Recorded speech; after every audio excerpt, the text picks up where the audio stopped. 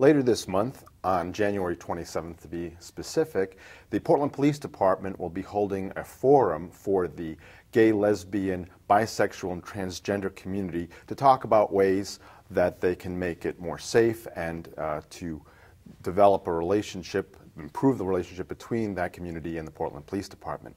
And I'm here with Lieutenant Janine Roberts of the Community Services Division to talk a little bit more about that. Thank you for joining us. Now, how did this whole idea of having this forum come about? When Chief Craig became the leader of the police department, one of his philosophies that has to do with community policing is setting up a variety of forums throughout the different community segments within the city. To date, we have held forums with the gay, lesbian, bisexual, transgender community previously, as well as with the business owners and with the immigrant population, and we're looking to do one with the clergy.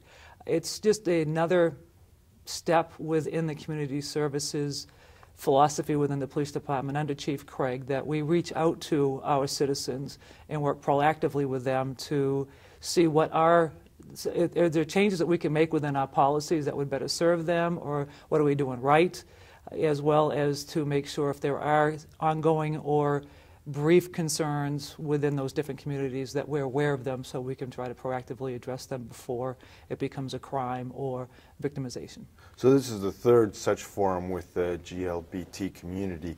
How well were the previous two forums received by the community? Was there good attendance? They were well received. I did not attend the first one at the time. I wasn't in my current assignment.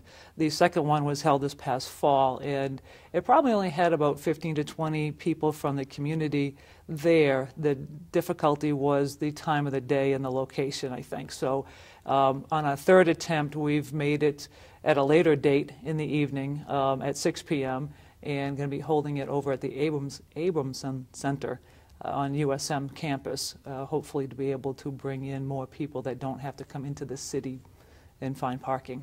At that session that you attended, what were some of the issues that came up?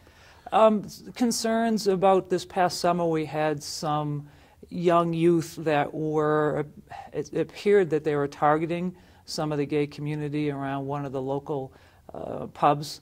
And obviously the police department addressed that and were able to identify some of the suspects.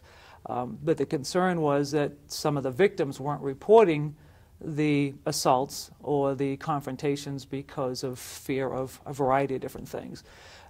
So working with the public to gain their trust with the police department and file the reports, because certainly there's nothing we can do if we don't know that it's happening. There were compliments on calls where officers had provided the service that we expect of our officers with any member of the community, and appreciative of the jobs that the officers do. What were some of the solutions that came up during some of the discussions? Well, one of the big components of the Community Services Division and under Chief Craig's philosophy is a Senior Lead Officer program.